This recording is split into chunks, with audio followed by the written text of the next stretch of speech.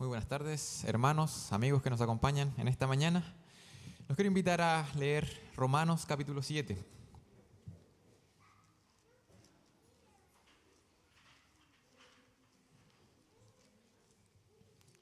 Romanos capítulo 7, versículo 21 en adelante.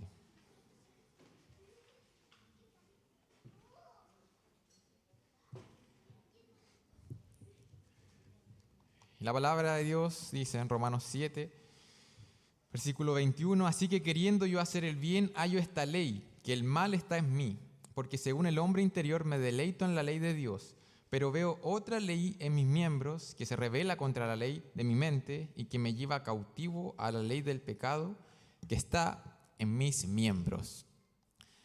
La semana pasada reflexionábamos acerca de esta verdad que nos plantea la palabra de Dios de que toda la humanidad adora a algo.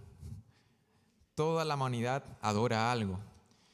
Ahora, siguiendo con esa idea y reforzando esa idea, me gustaría partir afirmando que toda la humanidad se rige por algún tipo de norma o algún tipo de ley. Todo ser humano sigue o tiene algunas convicciones que lo llevan a moverse y a tomar cierto tipo de decisiones. Hasta la persona que pueda declararse anarquista, de alguna u otra forma, él toma sus decisiones movido por ciertas convicciones, por ciertas normas de vida, por ciertas leyes que hay en su interior y que él decide, ¿verdad?, seguirlas. Y podríamos pensar en muchos quizás eslogan que podemos escuchar que hoy en día mueven a las personas y a veces nos mueven a nosotros. Sigue tu corazón. No hay solamente una forma correcta de vivir, vive y deja vivir, disfruta el momento. Y así podemos escuchar tantas frases que pueden parecer simplemente eslogan para estamparse en alguna polera o tener de fondo de pantalla en el celular, pero sin embargo son normas de vida que nos llevan a tomar una u otra decisión, si es que creo o no creo en esas leyes o en esas normas. Toda la humanidad sigue algún tipo de norma, sigue algún tipo de ley. Y ahora la palabra de Dios nos plantea a un Dios creador del cielo y de la tierra, pero también Dios se nos revela en su palabra como un legislador, como un ser supremo que gobierna el mundo y que Él ha legislado las normas por las cuales nosotros debemos vivir. Así se nos revela el Señor en su palabra. Como un Dios que tiene soberanía y que tiene poder sobre sus criaturas y que Él quiere que vivan de cierta forma. Y eso en cierta manera refleja también el amor de Dios. No quiero que piensen que la palabra legislador quizás nos aleje del amor de Dios, porque Dios en su amor nos ha dado leyes, nos ha dado normas, nos ha instruido en la forma en que Él quiere que vivamos. Él no solamente se encargó de crearnos, de formarnos, sino que también nos ha instruido de la forma en que tenemos que vivir. ¿Cómo Dios quiere que vivas? ¿Cómo Dios nos diseñó para que este diseño funcione? ¿Cuáles son las normas? ¿Cuáles son las leyes? Ahora, Dios ha revelado eso en su palabra, y sin embargo sabemos que usted puede o no puede creer en la palabra de Dios. Pero creo que esas leyes y normas que ha expresado el Creador son verdades absolutas. Si es que yo no creo en la ley de gravedad, en algún momento me voy a caer. Y me voy a dar cuenta que en verdad hay algo que me llevó a eso. El Dios de la Biblia, el Creador del cielo y de la tierra, ha dado normas y nos ha instruido en la forma en que quiere que vivamos.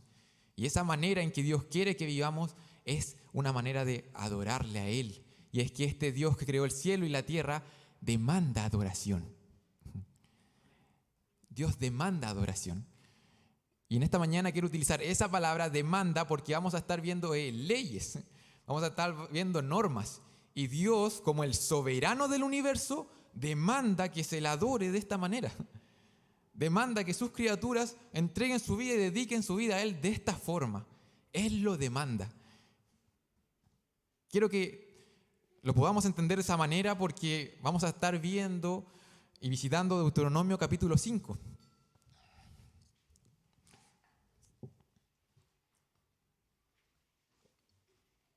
Vamos a estar visitando un texto muy conocido, tanto para los que estamos aquí como para la sociedad incluso. Un texto que ha influido incluso en la sociedad en que vivimos hoy, en normas y leyes. Un texto que ha influido en la historia de la humanidad de manera profunda. Se encuentra aquí en Deuteronomio capítulo 5. Y quiero leer los primeros 6 versículos que nos van a servir de introducción a esta porción que todos conocemos. Deuteronomio 5, versículos 1 al 6. Vamos a continuar con nuestro estudio de Deuteronomio. Y dice la palabra de Dios. Llamó Moisés a todo Israel y le dijo, oye Israel, los estatutos y decretos que yo pronuncio hoy en vuestros oídos, aprendedlos y guardadlos para ponerlos por obra. Jehová nuestro Dios hizo pacto con nosotros en Horeb. No con nuestros padres hizo Jehová este pacto, sino con nosotros, todos los que estamos aquí hoy vivos. Yo estaba entonces entre Jehová y vosotros, para declararos la palabra de Jehová, porque vosotros tuvisteis temor del fuego y no subisteis al monte. Dijo, yo soy Jehová tu Dios, que te saqué de tierra de Egipto, de casa de servidumbre. Esto es el preámbulo, es la introducción, el prefacio, ¿verdad? Antes de que Dios exprese mandatos o leyes específicas hacia su pueblo. Nos encontramos en Deuteronomio, en la repetición, en el recuerdo, la renovación quizás de las leyes. Esto ocurrió en Éxodo capítulo 20, no sé si se recuerdan, ocurrió años atrás, casi 40 años atrás, pasó una generación. Aquí Jehová nuevamente está recordando por medio de Moisés a su pueblo esto que había acontecido. Y en este preámbulo, Dios está hablando acerca de Él y de la manera en que Él se reveló al pueblo. Habla acerca de Él que se reveló cara a cara, de que Él les pronuncia hoy a sus oídos. Dios está diciendo, yo soy su Dios y me estoy revelando de manera personal hacia ustedes. Está preparando las mentes, los corazones de este pueblo, que va a escuchar mandatos que tienen que obedecer. ¿Pero por qué? Porque delante tienen a Dios. Y Dios se les está revelando. Dios les está diciendo la manera en que deben llevar su vida, su adoración delante de Él. De hecho, Él ocupa aquí la palabra Jehová. Yo soy Jehová tu Dios en el versículo 6. Parte, ¿verdad? Estas leyes de esa manera. Yo soy Jehová tu Dios. Es una expresión clave. Dios está ocupando el nombre con el cual Él se había revelado de manera especial. Yo soy el que soy. Yo soy el que era, el que es y el que ha de venir. Yo soy aquel ser completamente independiente. Dios no depende de que el pueblo obedezca o no obedezca para que Él sea más Dios o menos Dios. Dios está revelando su amor a través de estas leyes, a través de estas normas. Es pura misericordia hacia el pueblo. Yo soy Jehová tu Dios. Yo soy Jehová tu Dios. Eso está diciendo. Él tiene la autoridad, la supremacía de normar estas cosas. Él tomó la iniciativa, lo mismo la semana pasada. Él fue quien escogió por puro amor y misericordia, porque a Él le plació elegir a este pueblo y se le reveló y ahora lo está normando. Algunos plantean que las leyes que podemos encontrar aquí de cierta manera podrían ser la constitución de esta nación que el Señor había escogido. Él elige una nación, forja de ellos una nación, Él les promete una tierra y aquí de cierta manera está dando la constitución, podríamos pensarlo en cierta forma. Quizás no es una palabra tan adecuada por lo que vivimos como país, pero ese término se ocupa a menudo cuando se habla acerca de lo que el Señor está revelando aquí a su pueblo. Está revelando leyes y decretos que van a regular la relación del pueblo para con Dios. Y es por eso que en el versículo 2 dice, Jehová nuestro Dios hizo pacto con nosotros en Horeb. Esa es otra palabra importante en el libro de Deuteronomio específicamente. La podemos entender este pacto como la forma en que Dios se iba a relacionar con el pueblo. El Señor estaba entrando en una relación de pacto con Israel. Y aquí está normando cómo iba a ser la relación en este pacto, cómo el pueblo de Dios se iba a relacionar con Dios. De esa forma podemos entender el pacto que hizo Dios y que Dios aquí, y Jehová por medio de Moisés le recuerda al pueblo que Él los sacó de Egipto. Yo soy Jehová tu Dios, que te saqué de tierra de Egipto, de casa de servidumbre. No sé si se recuerdan en el capítulo 4, en donde Dios una y otra vez recordó al pueblo quién era Él, ¿verdad? La diferencia con los otros dioses, lo que Él había hecho, cómo es su carácter. Una y otra vez les recordó eso. Y aquí, justo antes de nuevamente darle las leyes, está recordando una vez más: yo soy Jehová y recuerda lo que yo hice. Yo los liberé. Yo me revelé hacia ustedes, y no solamente fue una revelación que no afectó sus vidas, sino que Él entró en la historia y sacó a este pueblo de Israel desde Egipto. Él era su Dios. Y este acto lleno de amor, este glorioso acto que hizo Jehová para con Israel, tenía que mover a la nación a obedecer.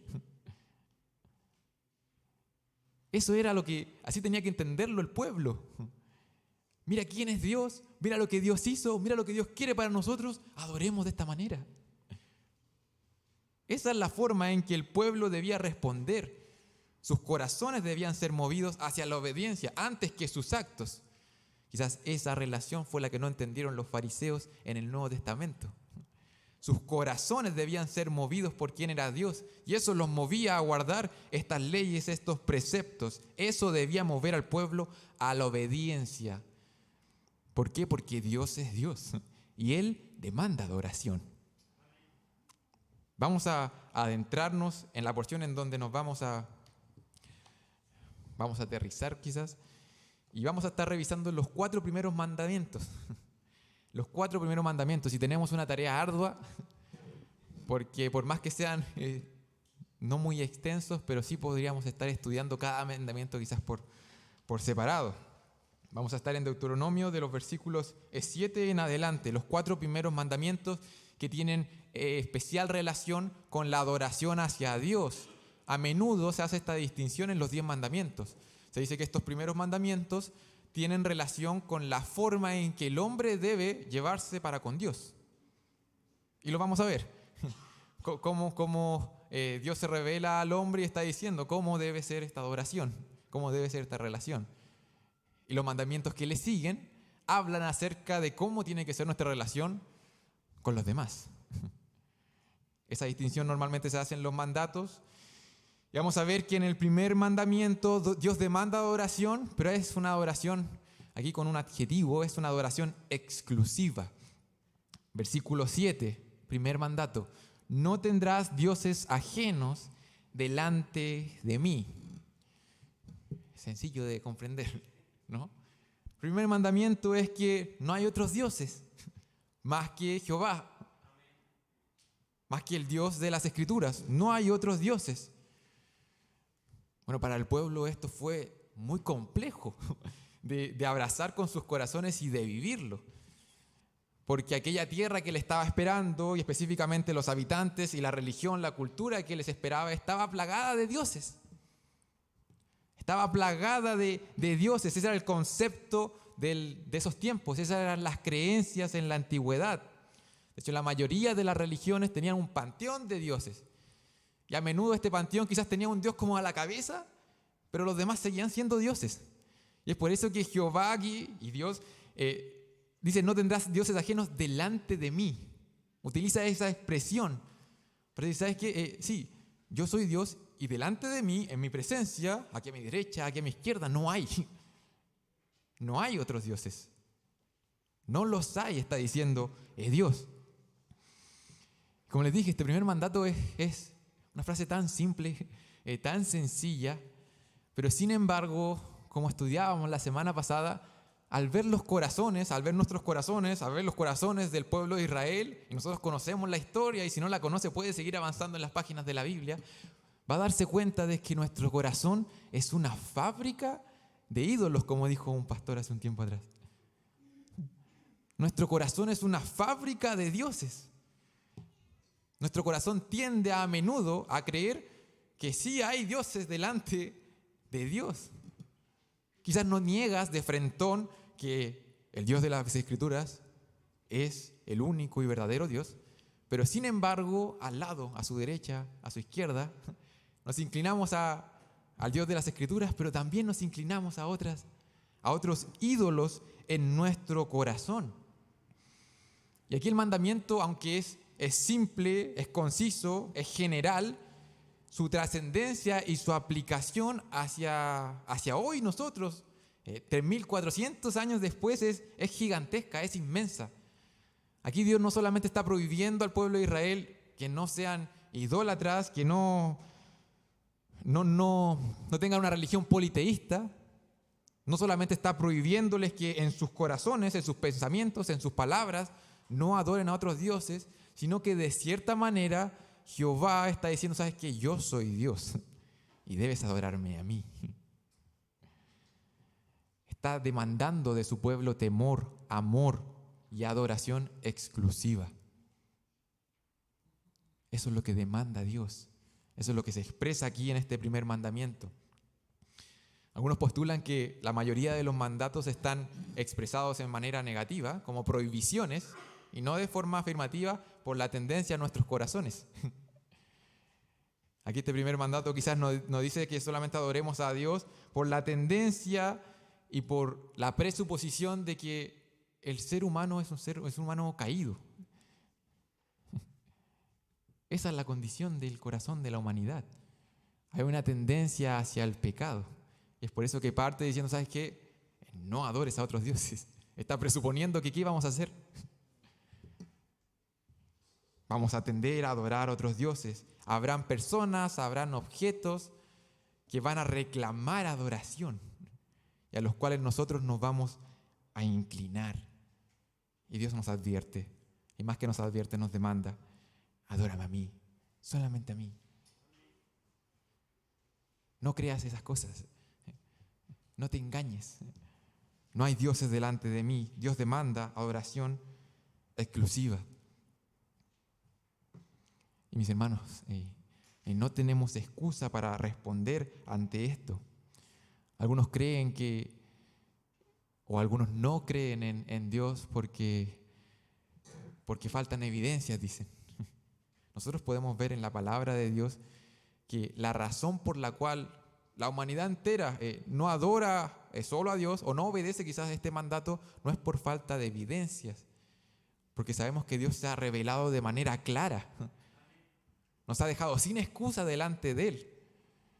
La razón por la cual no obedecemos este mandato es porque nuestros corazones abrazan los demás ídolos, porque nos deleitamos en adorar otras cosas. No es por falta de evidencias, no es porque Dios se haya olvidado de nosotros, es porque nosotros estamos tomando la decisión voluntariamente de inclinarnos, de dedicar nuestras vidas a otras cosas, a otras personas. Un pastor que falleció hace poquito hablaba acerca de la idolatría de nuestros corazones y él daba algunas ideas con respecto a cómo se ven esos ídolos en nuestro corazón. Yo la semana pasada no quise profundizar demasiado en esto porque el hermano que tenía la predicación hoy día iba a profundizar, pero el Señor quiso que estuviera de nuevo acá. Así que me gustaría compartirles algunos ídolos que aparecen en nuestros corazones. Este pastor, que dedicó gran parte de su vida a hablar específicamente acerca de este tema, acerca de lo que sucede en nuestro corazón, él planteaba y él decía que podríamos incluso categorizar a los ídolos o a los dioses que muchas veces nosotros inclinamos nuestras vidas como categorías idolátricas que apuntan hacia este mandato, creer que hay otros dioses. Él planteaba que en nuestros corazones muchas veces hay ídolos religiosos. Nos postramos hacia el moralismo, nos postramos hacia la simple religiosidad, hacia el legalismo.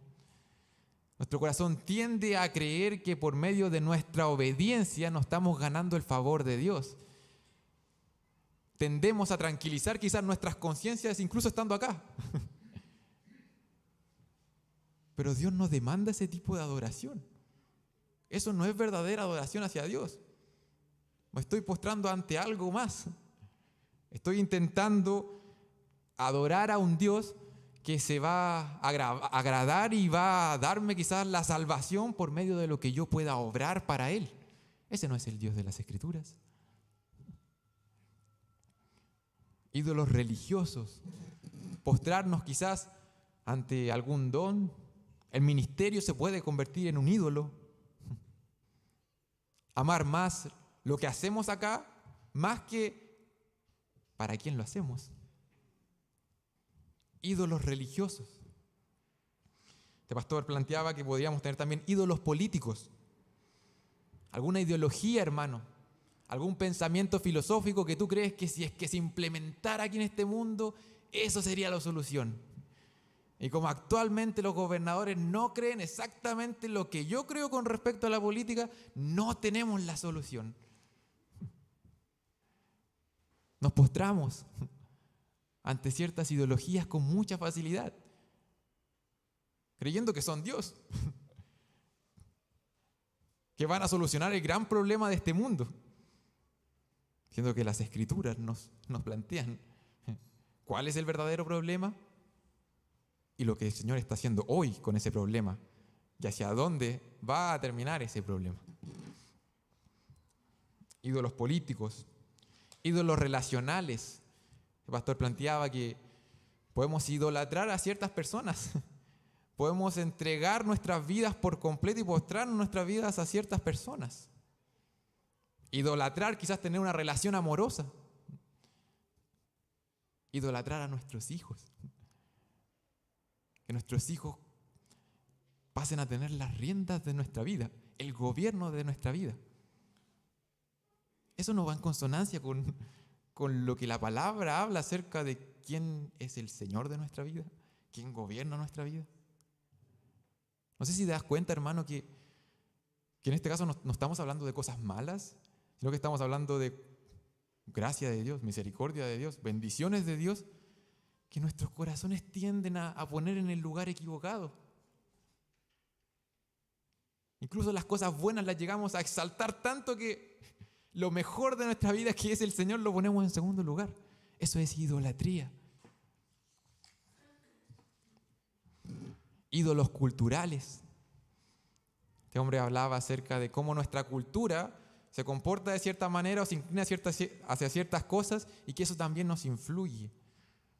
Aquí específicamente en Occidente podemos reconocer quizás como el individualismo.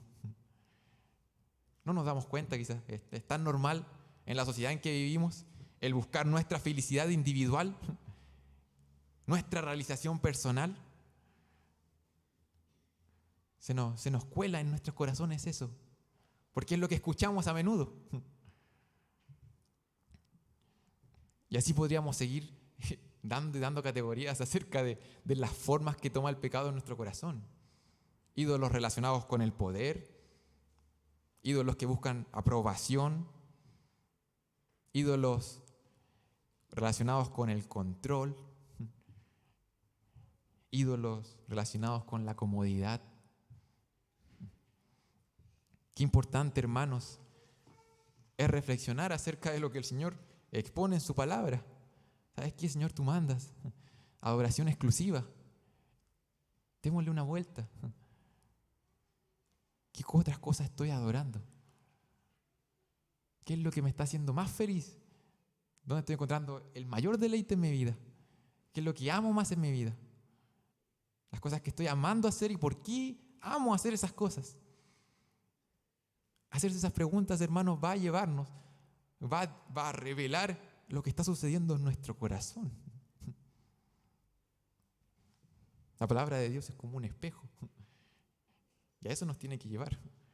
¿Sabes que Dios demanda no tener dioses ajenos delante de Él? ¿Qué es lo que sucede en mi vida? Continuemos con el siguiente mandato. Dios demanda adoración exclusiva. Y no solamente Dios demanda adoración exclusiva, sino que Dios demanda adoración a su manera. Versículo 8, 9 y 10. Dios le manda específicamente a qué cosa: a no hacer escultura ni imagen de cosa alguna arriba en los cielos ni abajo en la tierra, ¿verdad? Les manda a no servir, a no inclinarse ante estas imágenes. Este es el segundo mandato que se encuentra en la ley de Dios, nuevamente relacionado con Dios. Dios demanda adoración, pero no cualquier tipo de adoración, sino que adoración a su manera. Y explícitamente dice: no debemos hacernos imágenes y adorarlas. Sencillo, nuevamente. No debemos hacernos imagen y adorarlas. De hecho, en el capítulo 4, el Señor había advertido acerca de eso. Les había dicho, recuerden cuando yo me revelé hacia ustedes, no vieron ninguna imagen en medio del fuego. No tienen por qué estar haciendo imágenes y adorándolas, porque esa no es la adoración que yo demando. Dios condena las falsas maneras de adorarle. Una persona puede hacerse una imagen y creer que está adorando efectivamente al Dios de las Escrituras. No sé si te das cuenta, hermanos, que puedes tener el objeto correcto de adoración, pero la forma de adorarle no es la correcta. Dios no quiere ser adorado así. De hecho, Dios lo prohíbe explícitamente en su palabra. Tenemos que tener el objeto correcto de adoración y debemos hacerlo de la forma correcta. Debemos adorar a Dios de la forma en que Él quiere ser adorado. De lo contrario, en este caso, cuando la gloria invisible de Dios se intenta manifestar en esta imagen visible hecha por hombre, estamos cambiando a Dios en un Dios diferente. Estamos reduciendo a Dios. Estamos adorando otra cosa, pero no al Dios de las Escrituras. Eso también es idolatría. Ahora quiero detenerme con ustedes, porque no sé si dieron cuenta que este mandato termina quizás como con una advertencia bastante fuerte. Dice, no harás para ti escultura, versículo 8, ni imagen alguna de cosa que está arriba en los cielos, ni abajo en la tierra, ni las aguas debajo de la tierra. No te inclinarás a ellas, ni las servirás, porque yo, Jehová tu Dios, fuerte y celoso. Y lo que viene a continuación son oraciones que se repiten en el Antiguo Testamento y que probablemente nos suenan de algo. Fuerte y celoso, que ¿qué hace? Que visito la maldad de los padres sobre los hijos hasta la tercera y cuarta generación de los que me aborrecen, y que hago misericordia a millares a los que me aman y guardan mis mandamientos. ¡Wow! Lo primero que podemos saber aquí es que Dios demanda adoración y hay que adorar a Dios. Y leer esto debiera hacernos pararnos del asiento. Deberíamos quedar con la boca abierta. ¿Qué está diciendo Dios acá? ¿Qué significa esto? Si tengo que adorar a Dios, Dios me creó para que la adore, pero está diciendo algo fuerte aquí. Textualmente el versículo 9 dice que Jehová visitará la maldad de los padres sobre los hijos hasta la tercera y cuarta generación de los que le aborrecen. Con una lectura podemos entender aquí que en cierta manera, en cierta forma, está diciendo que los hijos pueden llegar a cometer pecados que cometieron los padres, como si fuera el pecado un legado de parte de sus padres. Puede ser que estemos sufriendo las consecuencias del pecado que cometieron nuestros padres, nuestros abuelos, nuestros tatarabuelos. ¿Qué está diciendo aquí la palabra de Dios? Lamentablemente, y quise detenerme en este pasaje porque no sería sincero tampoco si pasáramos de largo y no estudiáramos esta porción, es que hoy en día hay iglesias, hermanos, que toman este pasaje y invitan primeramente a hacer una evaluación retrospectiva, a pensar en tus ancestros y comenzar a evaluar, oye, ¿qué cosas hicieron mal ellos? ¿Cuáles eran los pecados de mis abuelos, de mis tatarabuelos? Y lo que hacen estas congregaciones no solamente queda ahí, sino que ellos enseñan que esos pecados son la razón por la cual hoy día tú pecas o tú cometes esos mismos pecados. Y aún más allá, van aún más lejos y enseñan a algunas congregaciones que incluso los problemas en tu vida, incluso las enfermedades, incluso tus crisis financieras son a causa de lo que hizo tu abuelo. Y a esto se le llaman maldiciones generacionales. ¿Es así, hermanos? ¿Cómo debiéramos entender este texto? Bueno, el Señor en su misericordia no solamente nos dio 2 tablas, sino que tenemos aquí toda la revelación de Dios, que es bastante extensa, que no tiene error, que no se contradice y que arroja luz. Pasajes que quizás más complejos arrojan luz a otros pasajes. Quiero leer 2 versículos que tienen relación con esto. Deuteronomio 24:16 dice: los padres no morirán por sus hijos, ni los hijos morirán por sus padres. Cada uno morirá por su propio pecado. Eso está en el mismo contexto que estamos leyendo esto. Deuteronomio 24. Más adelante en Ezequiel 18:20 dice, el alma que peque, esa morirá. El hijo no cargará con la iniquidad del padre, ni el padre cargará con la iniquidad del hijo. La justicia del justo será sobre él, y la maldad del impío será sobre él. Y podríamos seguir leyendo pasajes asociados, hermanos, que afirman algo fundamental, y es que cada persona en este mundo es responsable por su propio pecado. Eso está diciendo la palabra de Dios. Cada persona es responsable por su propio pecado. Somos responsables por nuestro pecado. Es por eso que hay un juicio de parte de Dios. Dios sería injusto si nos estuviera juzgando por pecados que no hemos cometido. Somos responsables por nuestro pecado. Ahora, ¿qué hacemos con Deuteronomio 5? Bueno, Deuteronomio 5 y esta advertencia aquí, sí, efectivamente está hablando de que en cierta forma el pecado de los padres puede convertirse en el pecado de los hijos. Y es que la maldad que cometan los padres va a tener consecuencias. Esto no se tiene que entender como un principio, como una sentencia, como algo que no se puede cambiar. Si es que tus antepasados hicieron algo, ¿sabes qué? Ya no hay forma de cambiar eso. Esto se debe entender más que nada como un principio de consecuencias. Si los padres pecan, lo más probable es que eso tenga consecuencias. Porque el pecado tiene consecuencias. Porque el pecado nos afecta, porque el pecado rompe relaciones, porque el pecado trae sufrimiento, trae muerte. Son consecuencias de la maldad. Quisiera ejemplificarlo de dos formas.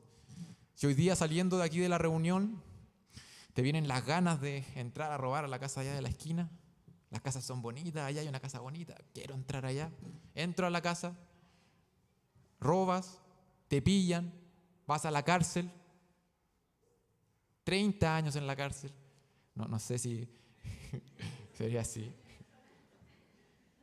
Hermano, ese pecado que cometiste, ese robo, va a afectar a tu familia. Va a afectar tus relaciones.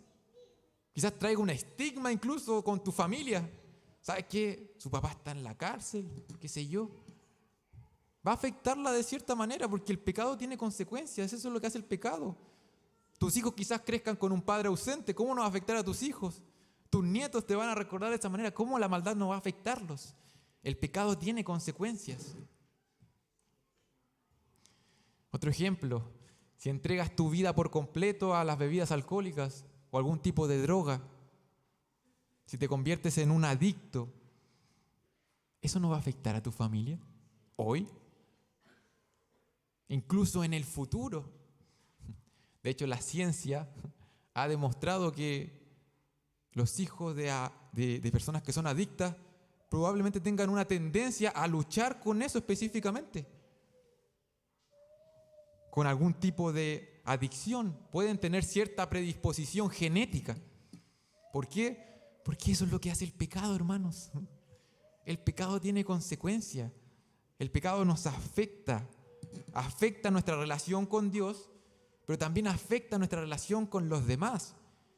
Y es por eso que el Señor en su misericordia nos ha dado normas y nos insta a vivir cierto tipo de vida en santidad. Eso es lo que está regulando acá. Sed santos porque yo soy santo también se encuentra en este contexto. ¿Por qué? Porque el pecado nos afecta. Y Dios demanda que tengamos cierto tipo de vida para con Él y para con los demás. Eso es lo mejor para nuestras vidas. Ahora, puedes que estés sufriendo quizás por una mala decisión que tomaron tus papás, tus abuelos, alguna deuda o qué sé yo. Podemos pensar en muchas cosas que nos pueden estar afectando hoy por consecuencia del pecado de otras personas. Podemos incluso tener luchas en nuestros corazones porque nuestro cuerpo, genéticamente hablando, es así. Sin embargo, hermanos, eso no justifica la manera en que nosotros respondemos hacia esas circunstancias. ¿Por qué? Porque somos responsables por nuestro pecado. Somos responsables por la decisión que tomamos voluntariamente de responder ante esas luchas de nuestro corazón, ante esas circunstancias adversas que quizás son consecuencias del pecado de otras personas. Eso no nos justifica delante de Dios por cómo respondemos a nuestras luchas, las consecuencias del pecado que podemos sufrir. Antes de continuar, algunos comentarios más con respecto a esto que estamos viendo, porque a menudo quizás no nos topamos con estos textos aquí, desde acá. Hermano, hermana, que tienes hijos y que quizás tus hijos no están caminando bien delante de Dios. No supongas que todo lo malo y todos los problemas que tienen tus hijos es culpa tuya. No supongas que todas las malas decisiones que tomaron tus hijos o que están tomando hoy, la decisión quizás de dejar los caminos del Señor, son completa y absoluta responsabilidad tuya. Porque no es así. El alma que peque esa morirá, el hijo no cargará con la iniquidad del padre, ni el padre cargará con la iniquidad del hijo. Si hiciste las cosas mal, debes arrepentirte por tus decisiones que tomaste mal delante del Señor. Y nuestros hijos van a tener que responder delante de Dios por la manera en que ellos están respondiendo ante el Creador del cielo y de la tierra. Incluso llevándolo aún más lejos. Incluso si crees que hiciste todo bien o que nos vamos a esforzar por hacer todo bien, incluso cuando hagamos todo bien, la responsabilidad será de nuestros hijos delante de Dios de responder ante su Creador. Nosotros los podemos instruir, nosotros les podemos decir, sabes que esto dice el Señor, esto es Dios y esta es tu condición delante de Él. Pero todo hombre es responsable por su propio pecado. Es Dios el que salva, no nosotros. Y debemos descansar en eso. Y descansamos en eso, ¿saben por qué? Porque la palabra de Dios afirma de que todo ser humano puede confesar sus pecados, arrepentirse, poner su fe en el Salvador y encontrará perdón. Eso es lo que deben hacer los hijos. Todos son hijos acá, así que eso es lo que debemos hacer nosotros. Si es que estamos pasando por alguna situación así, nadie está atrapado en los pecados de sus padres. Dios está ahí, dispuesto a perdonar, dispuesto a traer liberación a los que se arrepienten y creen en la sangre de Jesús que conquista, que nos libra, que nos limpia de todo pecado. En ese sentido, no necesitamos, hermanos, un culto especial de liberación y estar aquí 24 horas decretando liberación contra las maldiciones generacionales y contra lo que nuestros abuelos y tatarabuelos hicieron. ¿Saben lo que necesitamos? Arrepentimiento y fe. Eso es lo que necesitamos. Eso es lo que necesitas tú. Eso es lo que necesito yo. Y mira cómo termina esa parte acerca de este principio que aparece ahí. Dice, Dios visita la maldad de los padres sobre los hijos hasta la tercera y cuarta generación de los que me aborrecen, y que hago misericordia a millares, a los que me aman y guardan mis mandamientos. ¿Cuántas generaciones son millares, hermanos? ¿Cuántas generaciones serán millares? Mira cómo es Dios. ¿Sabes que el Señor está diciendo, sí, el pecado tiene consecuencias y nos duelen y sufrimos, pero ¿sabes qué? Mi misericordia traspasa todo, alcanza todo, está a disposición de aquellos que están sufriendo, de aquellos que están peleando con el pecado, que están luchando con el pecado. Ese es nuestro Dios, cuya misericordia alcanza a millares, a los que lo aman y guardan sus mandamientos. Sí, Dios continúa visitando el pecado por largo tiempo y va a tener consecuencias quizás, pero Él manifiesta su misericordia por la eternidad. Desde la eternidad hasta la eternidad, ese es nuestro Dios. Y esa es la misericordia que Dios está revelando aquí. De hecho, no podemos tener mejor ejemplo que la historia de Israel. Que aquí vimos lo que pasó con una generación, pero si uno sigue avanzando, ve que generación tras generación, el pueblo, ¿verdad?, luchó con estos pecados, y generación tras generación, Jehová, el Dios que hizo un pacto con esta nación, les mostraba misericordia. Y es a esa misericordia a la cual nosotros hoy tenemos que correr. Arrepentirnos, sí, responsabilizarnos por nuestras malas decisiones, por lo que estamos sintiendo, por ese pecado. Y no solamente dejar de hacer lo malo, sino que venir delante de Dios. Vamos a seguir. Son 4 mandamientos. Vamos, hermanos. Dios demanda adoración exclusiva. Dios demanda adoración a su manera. Ahora, Dios demanda honra y respeto a su nombre. Versículo 11. No tomarás el nombre de Jehová tu Dios en vano, porque Jehová no dará por inocente al que tome su nombre en vano. Otra forma de traducir esa expresión, en otras traducciones aparece como que nadie eche a perder el nombre de Dios, que nadie lo tome como algo vacío, como algo vano, como algo liviano, como algo fútil. Eso es lo que ordena Dios, que nadie lo tome de esa manera. El Señor aquí se está asegurando de que su nombre, y podríamos hablar bastante acerca de lo que significa el nombre, y cuando habla la Escritura acerca del nombre, pero está hablando acerca de Él mismo, porque su nombre revelaba quién era Él, que Él no fuera tomado en vano. Estaba asegurando de que la nación de Israel tomara con seriedad quién es Dios, y su nombre específicamente, en votos, en juramentos, en tratados.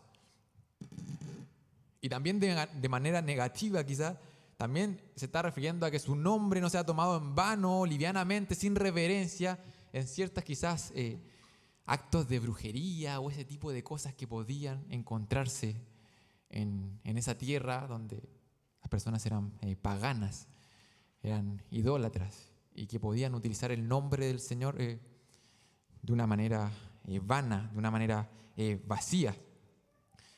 En cierta forma, el segundo mandato lo que estaba diciendo es que estaba regulando quizás la adoración de manera visual a Dios. Aquí lo que está regulando se está enfocando en las expresiones o representaciones verbales. ¿En qué formas estamos tomando o respetando quién es Dios? Eso es lo que Dios está diciendo. Tómenme con seriedad. Mi nombre, ¿quién soy yo? Cuando me invocan, cuando me cantan, cuando hablan acerca de mí o cuando dejan de hacerlo, tómenme con seriedad. No como algo liviano, sino como algo serio, como algo respetuoso. ¿Por qué? Porque Dios demanda adoración, hermanos. Y tenemos que entender eso. Ese es Dios. No estamos hablando aquí de un pastorcito, no estamos hablando aquí de una persona, de un presidente, de una autoridad terrenal, estamos hablando de Dios. Y es Dios quien demanda adoración. Es Dios que creó el cielo y la tierra, que te formó a ti, y Él está demandando que no lo tomes de manera liviana. Estamos hablando de adoración al Dios vivo y verdadero. Y cuando hablamos de Dios, con nuestras palabras o con nuestro estilo de vida, debemos honrarle, debemos respetarle. Respetar su nombre, respetar su carácter, respetar su identidad. Si quizás no nos alcanza el tiempo de poder reflexionar acerca de las formas en que transgredimos este mandato. En el Nuevo Testamento le podemos encontrar como blasfemar. A menudo cuando uno piensa en este mandato, y sobre todo en un contexto quizás como más gringo, que normalmente se piensa que esto solamente tiene que ver cuando uno, no sé, dice alguna mala palabra relacionada con Dios, o cuando quizás como hace chistes en relación a Dios. Y creo que sí, eso es no reverenciar el nombre de Dios, pero creo que eso es como los primeros pasos en esta reflexión que podemos hacer acerca de tomar en vano el nombre de Dios. Porque cuando vamos al Nuevo Testamento, no solamente se nos manda a no blasfemar, no tomar en vano el nombre de Dios, sino que aún más se nos manda a santificar el nombre de Dios. Santificado sea tu nombre. O sea, estén a Dios como algo fuera de serie, alguien distinto, alguien apartado, alguien diferente. de otra categoría. A eso se nos manda a ti y a mí hoy, hermanos. Dios demanda respeto, demanda honra. Y eso tiene mucho que ver, hermanos, con la percepción que hoy nosotros tenemos de Dios. Con la manera en que hoy pensamos acerca de Dios y las decisiones que tomamos tienen mucho que ver con esto. Que pensamos que Dios es algo más. Algo en lo que tenemos que reflexionar el domingo, en la mañana. Algo que quizás no tiene tanta relevancia en otras áreas de mi vida. Dios demanda honra y respeto. Esa es la percepción que tenemos que tener de Él. Ahí radica la importancia de conocerle a Él y de seguir profundizando en este conocimiento de Él para poder honrarle y respetarle de mejor manera. A menudo tomamos el nombre de Dios en vano cuando hablamos de manera liviana, de manera irreverente de Él. Tomamos el nombre de Dios en vano cuando decimos creer en su nombre, pero vivimos como si no lo creyéramos. Hay un ejemplo en el libro, en Romanos, cuando Pablo le está hablando específicamente a los judíos y le dice que por culpa de ellos el nombre de Dios es blasfemado entre los gentiles, dice en Romanos capítulo 2. ¿Cuántas veces el nombre de Dios es blasfemado por nuestra culpa, por la manera en que nosotros nos estamos honrando con nuestras vidas? Cuando nosotros estamos mostrando con nuestras vidas que Dios no es digno de honra ni de respeto. Tomamos en vano el nombre de Dios cuando lo adoramos de labio, pero no de corazón. Tomamos en vano el nombre de nuestro Dios cuando oramos, pero no creemos en Él. Cuando oramos estamos invocando el nombre de Dios. Oramos en nombre de Cristo. Y a veces oramos, Señor, líbrame de este pecado, pero todavía no. Tomamos en vano el nombre de nuestro Dios cuando no creemos en Él. Tomamos en vano el nombre de nuestro Dios cuando no lo tenemos como algo valioso, hermanos. Como en algo pesado. La palabra gloria se puede traducir como eso, como algo pesado. Algo gigantesco, es una expresión, es complejo. Y hombres a lo largo de la historia de la iglesia han intentado traer una definición para esta palabra. La gloria de Dios. ¿Quién es Dios? La expresión de su carácter, su belleza, su valor para nuestras vidas. Cuán precioso es Él. Tomamos su nombre en vano cuando no le tenemos por eso. Cuando no le tenemos por eso en nuestras vidas. Dios demanda honra, demanda respeto a su nombre. Vamos a continuar con el versículo 12.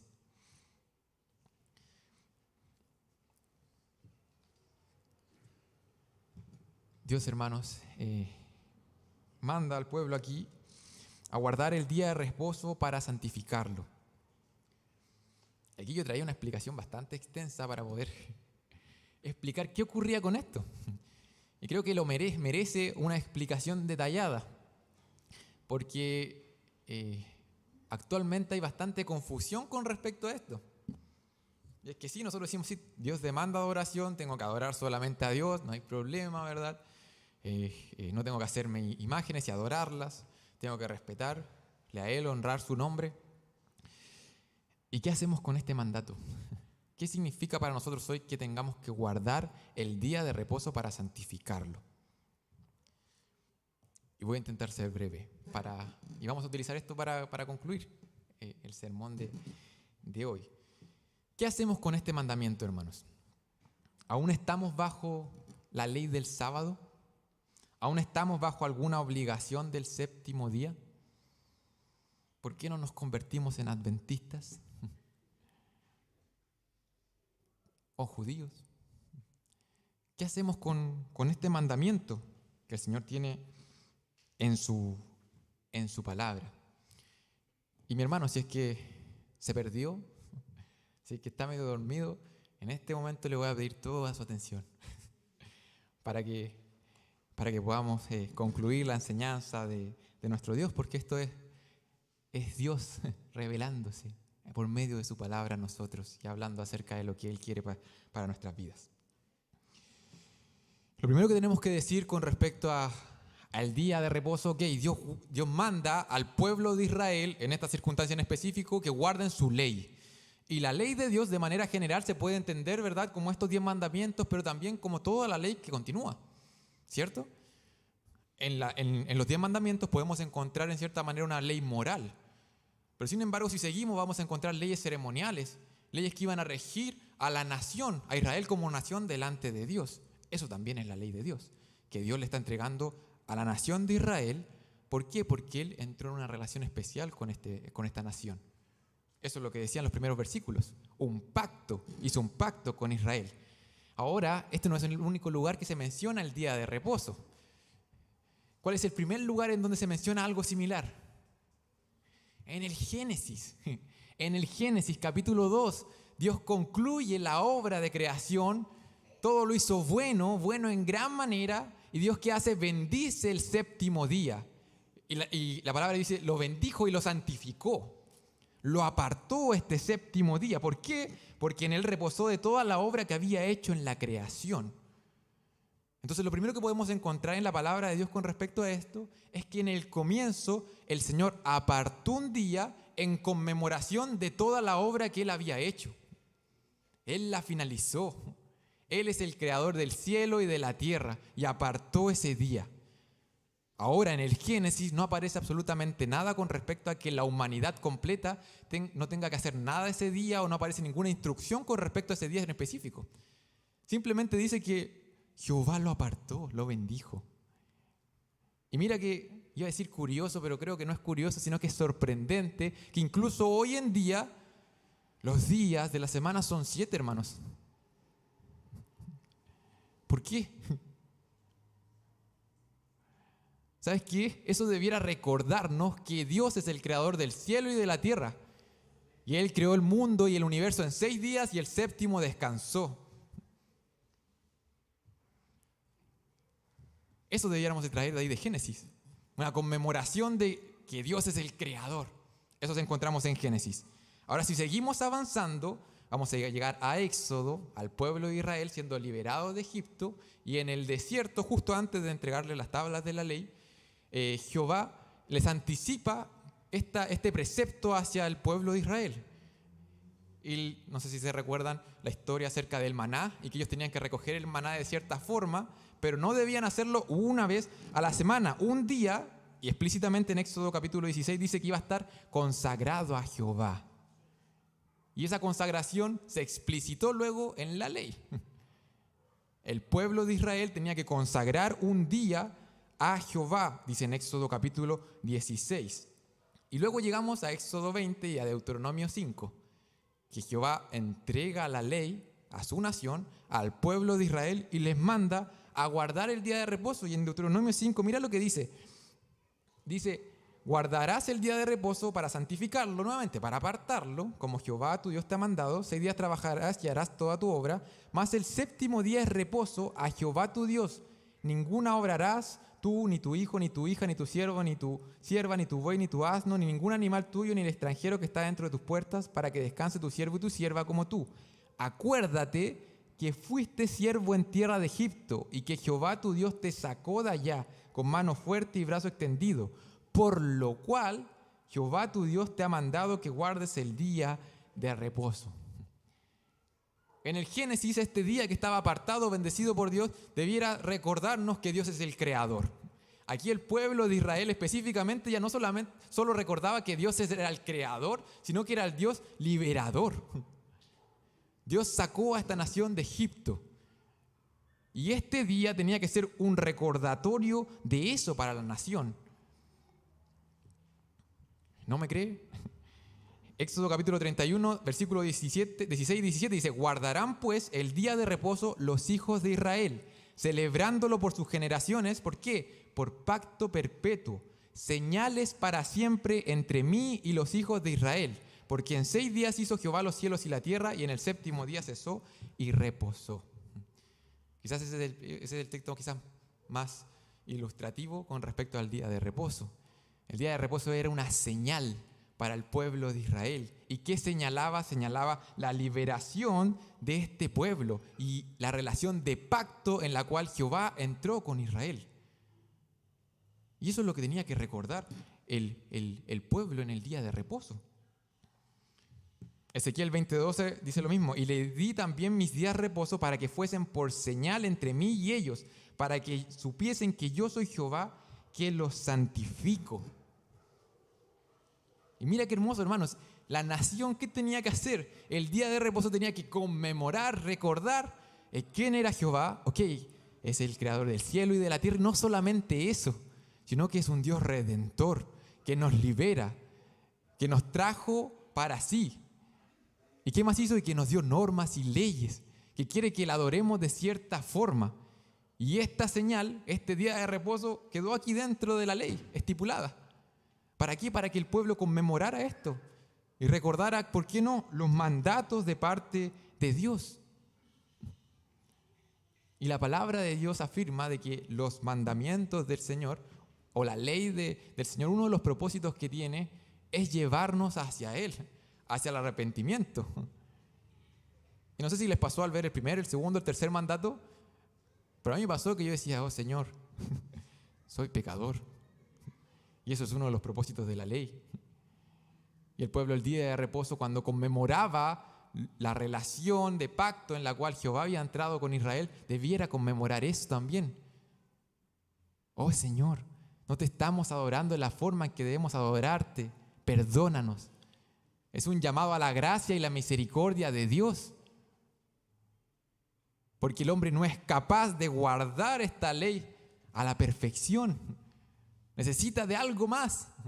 Necesita de un Salvador. Y este día de reposo era una señal para el pueblo de Israel de que Dios no solamente era el creador, sino que es un Dios santo, un Dios justo. De hecho, si uno va a Levíticos capítulo 23, uno se puede dar cuenta que el Señor no solamente estipuló para la nación de Israel un día a la semana. En Levíticos 23 habla acerca de las fiestas. Y a esas fiestas, ¿saben cómo le llama? Le llama día de reposo. Le llaman santas convocaciones. La nación de Israel tenía que guardar la Pascua, la fiesta de los panes y levadura, la fiesta de las primicias, la fiesta de Pentecostés, la fiesta de las trompetas, el día de la expiación, la fiesta de los tabernáculos, y todas estas fiestas, si usted lee Levítico 23 se va a dar cuenta que incluían días de reposo adicionales. ¿Por qué?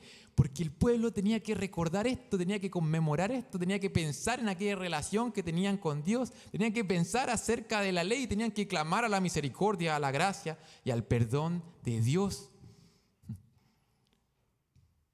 Eso es lo que Dios quería, estaba señalando. Incluso con las fiestas, y si uno sigue leyendo el Levítico, llega a Levítico 21 y 25 y se puede dar cuenta que incluso habían como años sabáticos. No sé si se recuerda. La tierra tenía que tener un Shabbat. El año del jubileo podemos encontrar ahí. ¿Por qué tanto énfasis con eso? El Señor está señalando, llevando a su pueblo a conmemorar quién es Dios y a recordarle la necesidad que tenía este pueblo de recordar esa relación especial, recordar cómo Jehová se había revelado a este pueblo en el Sinaí, la manera en que Él había hablado cara a cara a sus oídos. Y no podemos dejar de lado la necesidad de gracia y de misericordia que tenía este pueblo. Acuérdate de tu liberación, acuérdate del pacto que hizo Jehová, acuérdate de su ley, acuérdate de que Dios es justo, acuérdate que necesitas de la misericordia y la gracia de Dios. Esa era la señal, eso señalaba el día de reposo para el pueblo de Israel. ¿Qué sucede con nosotros hoy? No sé si alguno trabajó ayer, el sábado, el Shabbat. En el Nuevo Testamento podemos encontrar, hermanos, que la mayoría de los mandamientos que encontramos en Deuteronomio 5 se repiten y se profundizan y se expanden. Podemos encontrarlos todos, excepto uno. Y es el día de reposo. El día de reposo no se encuentra exhortado de la misma manera en que se exhortó a guardarlo al pueblo de Israel. No se encuentra hacia la iglesia. ¿Por qué sucede esto? El día de reposo era una señal para el pueblo de Israel. De hecho, Jehová no trataba el día de reposo como algo moral. Todos los demás mandatos son algo moral. Si alguien no adora a Dios, adora a otros dioses, y eso moralmente delante de Dios está mal. ¿Cierto? Amén. Si alguien roba, si alguien miente, si alguien codicia lo que no es suyo. El día de reposo tenía más que ver con algo ceremonial, y es por eso que nunca se le exigió a los gentiles guardar el día de reposo. Sin embargo, se le exigió adorar a Dios, no adorar a otros dioses, no mentir, ¿verdad? Honrar a su padre, a su madre. Se les exigió eso. No se encuentran mandatos a naciones gentiles a observar este día de la manera en que Israel lo hizo. Y de hecho, aún más en el Nuevo Testamento podemos encontrar instrucciones negativas al respecto. Gálatas 4:10, mas ahora conociendo a Dios, o más bien siendo conocidos por Dios, ¿cómo es que os volvéis de nuevo a los débiles, pobres rudimentos, a los cuales os queréis volver a esclavizar? Guardáis los días, los meses, los tiempos y los años. Colosenses 2:16, 17 también habla explícitamente acerca del sábado como una sombra de algo que estaba por venir. Una sombra de lo que Cristo iba a inaugurar. Una sombra de eso. En la mañana yo leí un pasaje pequeñito acerca de Hechos 15, el concilio de Jerusalén. Aquellos judíos que estaban guardando el sábado y que se estaban pasando al cristianismo, y aquellos gentiles que no lo guardaban. ¿Cuál fue la resolución? Hubo una resolución, y en esa resolución no se incluía que los gentiles, hermano, por si no sabías, nosotros somos gentiles. No sé si hay algún israelita aquí presente. No se les mandó, no se les ordenó guardar el día de reposo, ni se le impuso tampoco ningún tipo de ceremonia. El sábado, el Shabbat, era una señal del pacto que Dios hizo por medio de Moisés con Israel y que nos aplica a la iglesia y a las bendiciones que hoy gozamos en el nuevo pacto. No encontramos eso en las Escrituras. No encontramos un llamado específico a nosotros hoy a guardarlo de la forma en que Israel lo tenía que guardar en el pacto que esa nación tenía para con Dios. Ahora, podemos extraer mucha enseñanza en base a este mandato. Toda la Escritura es inspirada por Dios y es útil. Y no podemos decir, esto es para mí, esto es para otra persona, esto es para mí, esto es para mi hermano, esto es para... Este mandamiento nos enseña mucho acerca de Dios, nos enseña mucho acerca de nuestras vidas. Y ahora sí estamos concluyendo. Este mandato nos hace reflexionar acerca del debido descanso que tenemos que tener nosotros. El debido descanso que tenemos que tener, el debido descanso que deben tener nuestros cuerpos. Y es que en el contexto en el que estamos hablando, el trabajo se puede transformar en un ídolo. Fácilmente podemos intentar encontrar nuestra identidad, nuestra satisfacción, podemos estar tranquilos al ver nuestra productividad, al ver cuánto produzco, al ver cuánto he ascendido laboralmente hablando, en cuán bien lo hago. El día de descanso trae este principio, un principio de que hermano, tus energías, tus fuerzas son limitadas, de que no eres Dios y de que debemos descansar. El día de descanso también nos trae la necesidad que tenemos de dedicarnos de manera exclusiva a Dios. La palabra de Dios dice que incluso que cuando comemos o cuando bebemos algo debemos hacerlo para su gloria. Y el día de descanso nos recuerda eso de cierta forma, que debiera nuestras vidas enteras ser una conmemoración hacia lo que Dios ha hecho y hacia quién es Él. Incluso cuando toma desayuno, hermano. Incluso cuando se come ese pancito con mantequilla, hágalo para la gloria de Dios. El día de descanso finalmente nos recuerda que hay un descanso eterno comprado por Cristo. El día de descanso nos recuerda, y lo veíamos, en un principio nos recuerda la creación, aquella creación perfecta, sin pecado, sin sufrimiento. Aquella creación perfecta que adoraba de manera perfecta a Dios. El día de descanso nos recuerda que Dios trae liberación, que Dios está haciendo nuevas todas las cosas, que Dios está restaurando las cosas, está restaurando ese descanso igualmente.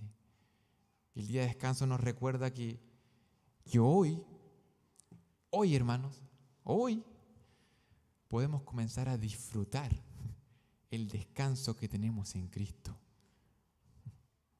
Sí, hay un descanso eterno que nos espera. Hay una nueva creación, un cielo nuevo y una tierra nueva, esperando en el futuro. Pero eso ya fue comprado para ti y para mí. Y hoy nosotros en Cristo podemos hallar este descanso. Hoy en Cristo podemos vivir esa clase de vida que Dios quiere y que demanda que vivamos. Hermanos, hoy podemos adorar a Dios porque Él lo demanda. Él lo demanda. Y eso nos señala las Escrituras. Dios demanda adoración.